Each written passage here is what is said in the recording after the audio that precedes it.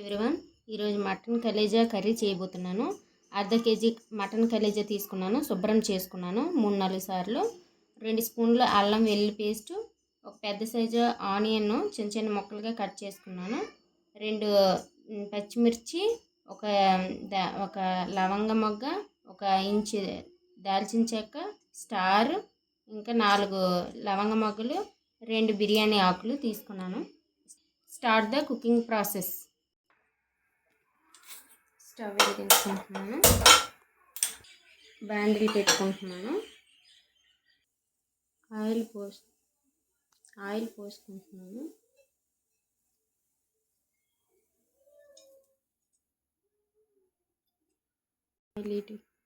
Oil ఎక్కింది. నేను ఇప్పుడు మసాలా దినుసులు వేసుకుంటున్నాను. ఆనియన్స్ వేసుకుంటున్నాను.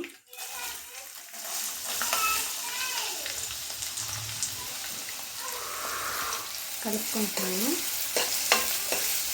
గోల్డెన్ షేడ్ వచ్చినంత వరకు వేగించుకోవాలి.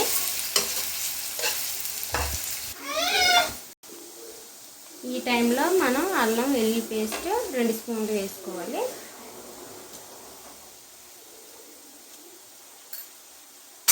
వేసుకొని మంచిగా గోల్డెన్ షేడ్ వచ్చినంత వరకు అల్లం వెల్లుల్లి పేస్ట్ పచ్చివాసన పోయినంత వరకు వేయించుకోవాలి.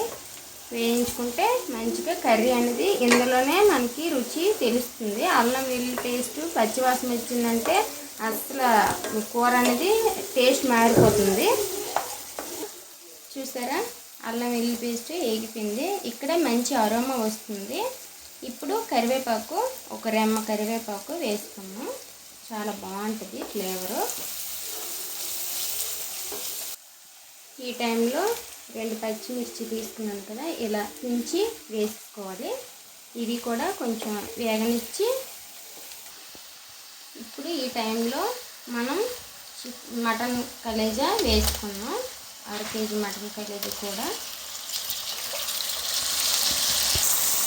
ఇప్పుడు ఒకసారి కలుపుకున్నాం.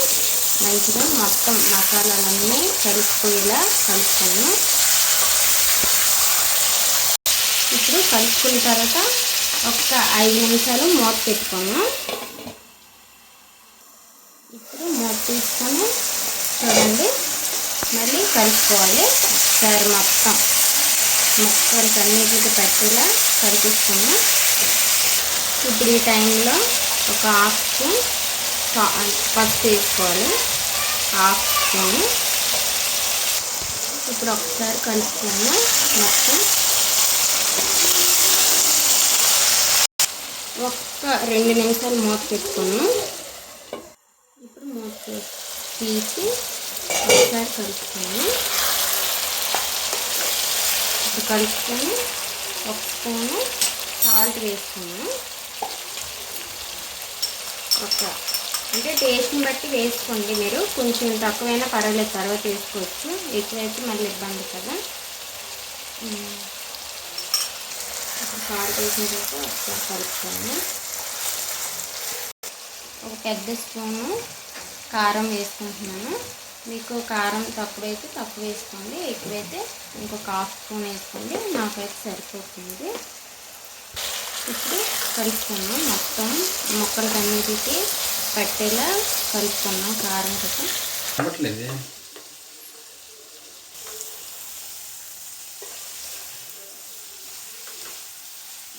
కారం వేసిన 2 నిమిషాల తర్వాత వాటర్ పోసుకున్నాం. 1 గ్లాస్ వాటర్ పోసుకున్నాం.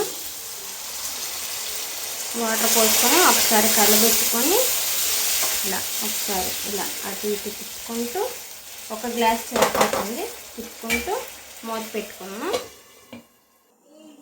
చూడండి, మూత వేసుకున్నాం. ఆల్మోస్ట్ కూర అయితే దగ్గర పడిపోయింది. ఒకసారి కలుపుకున్నాం. చూసారా, కూర అయితే దగ్గర పడిపోయింది, వాటర్లా మిగిలిపోయింది. ఈ టైంలో మనం మటన్ మసాలా వేసుకుంటున్నాను. ఒక 1/2 స్పూన్ కలుపుకున్నాం.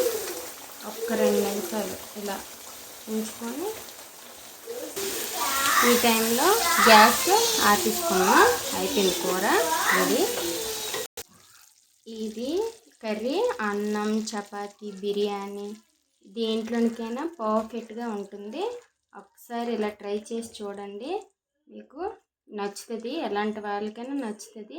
బ్యాచిలర్స్కి అయితే ఈజీ కర్రీ అని చెప్పొచ్చు. ఎక్కువ ఐటమ్స్తో నేను ఏదో హడావిడిగా చేసి చేయలేదు, నార్మల్గా యాజ్ ఇట్ ఈజ్గా చేశాను. ఒకసారి ట్రై చేయండి. కర్రీ వేసి మా వారికి ఇస్తాను, ఎలాగుందో టేస్ట్ చేసి చెప్తారు ఫ్రెండ్స్.